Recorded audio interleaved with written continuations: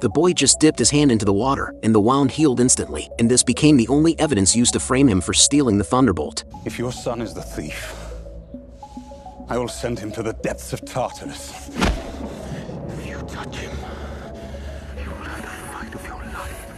Hunted by the whole world, he could only flee to the only sanctuary, the Half-Blood Academy. But his mother had been kidnapped by Hades, the god of the underworld, and held hostage in the underworld. To save his loved one, the boy and his friends charged straight into the underworld. They bribed Charon, the ferryman, and finally met Hades. He made a demand: if they could retrieve the thunderbolt, he would help them overthrow Zeus. But the boy admitted he hadn't stolen it, which made Hades fly into a rage instantly. Now give me the bolt, or say goodbye to your mother! As the soul orb shattered, his mother's figure gradually emerged. The boy dropped his shield and rushed over, but Hades discovered the thunderbolt hidden in the shield's compartment. The truth was revealed. All of this had been the captain's conspiracy, aiming to incite a war among the gods so he could profit from the chaos. But Hades didn't care about that. He grabbed the thunderbolt, ready to cast them into the endless abyss. At that critical moment, Persephone, the queen of the underworld, suddenly turned on him. She snatched the thunderbolt and sent her husband flying with a blow. She'd long grown weary of Hades' cruelty and ambition. Handing the scepter to the boy, she told him to head to Mount Olympus at once to stop the war. Yet danger struck again during their escape. They only had 3 escape pearls, meaning one of them would have to stay behind forever. His friend, as their guardian, resolutely chose to sacrifice himself. The boy swore he'd return to save him, but just as they reached the entrance to the sacred mountain, the captain, who'd been lying in ambush, suddenly appeared. He kicked the boy aside and snatched the thunderbolt. Now wielding boundless divine power, he overwhelmed them completely. At that desperate moment, the power of Poseidon within the boy erupted in full force.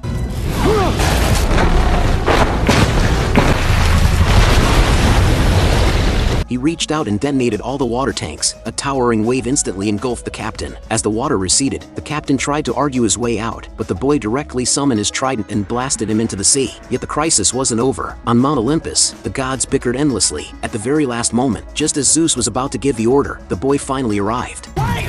Wait! Wow.